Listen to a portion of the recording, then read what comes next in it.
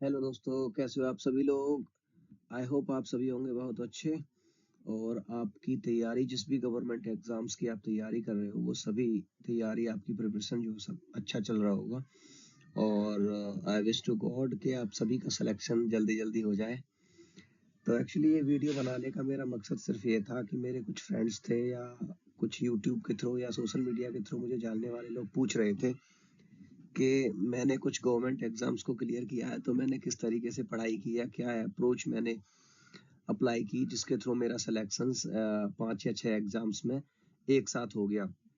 दरअसल जब मेरा सिलेक्शन भी नहीं हो रहा था, तो मुझे भी ऐसा लगता था कि जिन लड़कों के सिलेक्शन हो रहे हैं वो कुछ अलग करते हैं।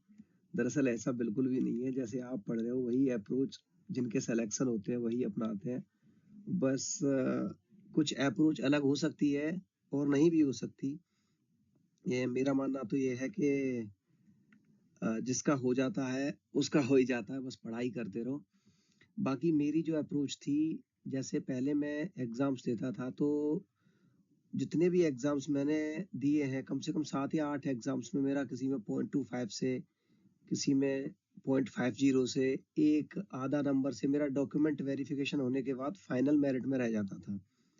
तो फिर हाँ, मैंने तो कुछ अप्रोच चेंज किया और उस अप्रोच का फायदा भी मुझे हुआ। तो वही बस मैं शेयर करूंगा आप सभी लोगों के साथ कि मैंने क्या अप्रोच चेंज की, जिससे मेरा सिलेक्शन एक साथ कई सारे एग्जाम्स में हुआ। तो सबसे पहले तो मैं आपको बता दूं कि my name is Ashish Kaushik, और अभी मैं एसएससी जेई के थ्रू सीपीडब्ल्यूडी में as a junior engineer work कर रहा हूँ। दिल्ली में मेरी पोस्टिंग है। एसएससी जेई में मेरी ऑल इंडिया रैंक 29 आई थी। और इसके साथ साथ ही एसएससी जेई का फाइनल रिजल्ट आने से पहले मेरा यूपीपीसीएल जेई में 2 टाइम्स, एनपीसीआईएल में भी हुआ था, यूपी ट्रिपल एससी जेई का तो एसएससी जेई के बाद आया था रिजल्ट, उसमें भी मेरा सिलेक्शन हुआ था।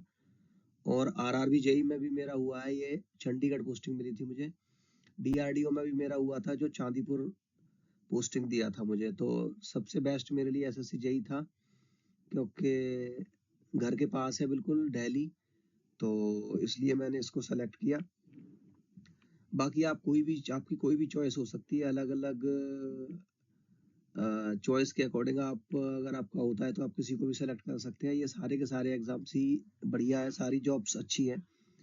तो चलिए ज़्यादा देरी ना करते हुए मैं स्टार्ट करता हूँ कि मेरी क्या अप्रोच थी, जिसके वजह से मेरा जो एक नंबर आधा नंबर से पहले सिलेक्शन रह जाता था, वो एक साथ मेरा 4 या 5 जगह हो गया। इसको मैंने एक अच्छी स्लाइड्स में कन्वर्ट किया है, जो अपने थॉट है। तो उससे आपको समझने में बहुत आसानी भी होगी। चलिए स्टार्ट करते हैं।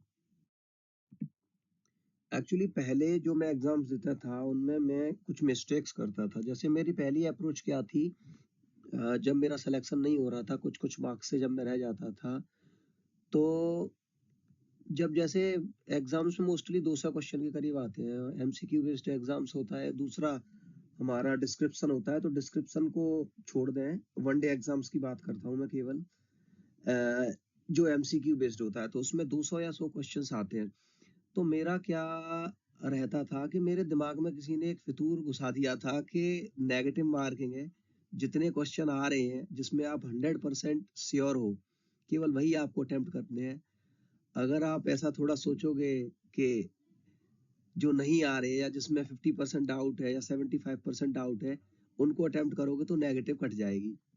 तो उसी बेस पे मैं सारे के सारे क्वेश्चंस अटेम्प्ट करता था। और अगर मुझे डाउट होता था 50% भी, तो भी मैं उसको सेलेक्ट नहीं करता था। क्योंकि क्या होता है, दरअसल किसी भी गवर्नमेंट एग्जाम्स की जो मेरिट है वो 70% में सिलेक्शन हो जाता है आपका। 70-75% मान लो, अगर आप जनरल कैटेगरी में हो तो मेरा क्या होता था कि मैं जब अटेम्प्ट करता था, तो जितने क्वेश्चन में मेरी श्योरिटी होती थी कि हाँ ये ठीक है, 70+ ही मैं कर देता था अटेम्प्ट। 160 165 क्वेश्चन 200 में से मुझे ऐसे आते थे कि हाँ ये 100% राइट है, तो उनको मैं अटेम्प्ट कर देता था। और मेरा मानना यह था कि 160 170 या 165 के करीब जब मैंने सही कर दिए, तो अगर 10% भी क्वेश्चन गलत हो गए तो मेरा सिलेक्शन हो जाएगा। तो यही सब मैंने इसमें लिखा है। In the beginning I attempted only those questions which I knew 100% accurately. लेकिन इससे होता क्या था कि एक तो मेरा अटेम्प्ट ज्यादा नहीं हुआ, 160 165 के करीब अटेम्प्ट हो गया। और कितना भी एक्यूरेसी हो, मेरे करीब 30 क्वेश्चन तो गलत होते ही थे। जैसे मैं आपको साधारण बात बताऊं, ऐसे ऐसे क्वेश्चन गलत हो जाते थे जो बिना टेक्निकल बैकग्राउंड का लड़का जो पढ़ाई भी नहीं कर रहा है वो भी सही कर सकता है। जैसे फॉर एग्जांपल्स, मेरा एक बार यूपीपीसीएल में रुका था, तो मैंने उसमें करीब 30 क्वेश्चन मेरे गलत थे, और मेरा उसमें वो डॉक्यूमेंट वेरिफिकेशन के बाद फाइनल मेरिट में मेरा 0.25 से रह गया था।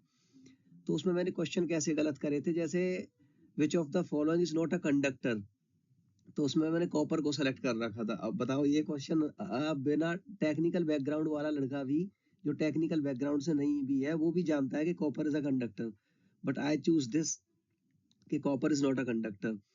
तो एक्चुअली होता क्यों था ऐसा कि एक ना एग्जाम्स का फियर रहता है, प्रेशर रहता है, तो उसमें आप कितना भी तरीके से एग्जाम्स को दे लो, बिल्कुल सोच सोच के फूक फूक के कदम भी रखोगे ना, तो भी 25-30 क्वेश्चन आपके गलत हो ही जाते थे। अब 160 मैंने अटेम्प्ट किए 100% एक्यूरेसी के साथ, और उसमें भी मेरे 30-32 गलत हो गए।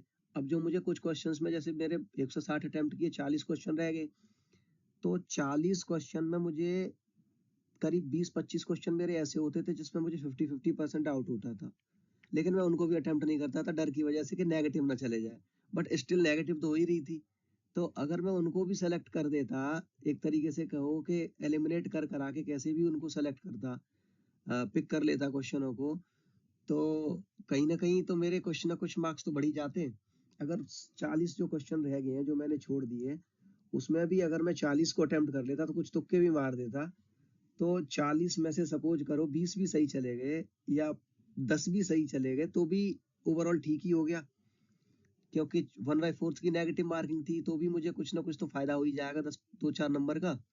अगर 40 क्वेश्चन पे तुक्के भी मारता हूँ तो भी, और वही मैं 0.25 एक मार्क से रह रहा था, तो 4 जब नंबर बढ़े उससे, तो हो गया सिलेक्शन फाइनल। बस यही मेरी अप्रोच थी, मैंने अपने अंदर से डर को खत्म किया।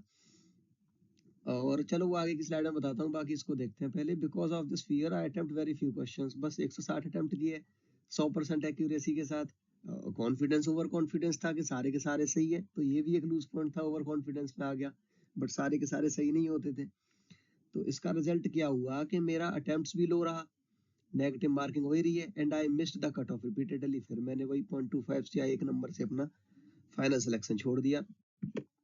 तो फिर मैंने क्या चेंज किया, आई चेंज माई स्ट्रेटजी, और मैंने क्या किया, जिन क्वेश्चंस में मुझे 75% भी कॉन्फिडेंस होता था या 75% डाउट भी होता था, ओवरऑल एक तरीके से कह सकते हैं मैंने सारे क्वेश्चन अटेम्प्ट करना स्टार्ट कर दिया। कुछ एलिमिनेट किए, कुछ तुक्के भी मारे, दो सा करके मैं आता था। ऐसे नहीं कि आंख बंद करके आ रहा हूँ, तैयारी तो थी, बट उनको एलिमिनेटिंग ऑप्शंस या ऐसे गैस करके कि ये सही हो सकता है, इस तरीके से मैंने 200 अटेम्प्ट करना स्टार्ट किया। तो उससे क्या हुआ कि जो 160 में 30-35 क्वेश्चन गलत जा रहे थे, वो तो जा ही रहे हैं। अब जो बाकी के 40 क्वेश्चन अटेम्प्ट किए, उसमें भी मान लो 20 क्वेश्चन गलत हो गए, 20 सही हो गए, 50-50 का भी रहा, तो भी मुझे अच्छे खासा मेरा स्कोर तो बढ़ ही गया ना। वो मैं आगे की स्लाइड में आपको बताऊंगा कैसे होता है, इसको प्रूव करूंगा। बाकी ये मैं अपनी अप्रोच बता रहा हूँ, मेरी राय बिल्कुल नहीं है कि आप भी ऐसा ही करो, लेकिन इससे चांस बन जाता है सिलेक्शन का। तो रिजल्ट इसके बाद क्या हुआ कि मेरे नंबर बढ़ने लग गए, ओवरऑल एक्यूरेसी भी बढ़ गई, और नेगेटिव मार्किंग जो हो रही थी वो एलिमिनेटिंग स्किल से वो भी कम हो गई, और एग्जाम्स मेरे निकलते गए। तो चलो देखो, ये मैं इसको करके दिखाता हूँ आपको। ये आगे की वीडियो में मैं आपको दिखाऊंगा कि ये किस तरीके से हुआ था।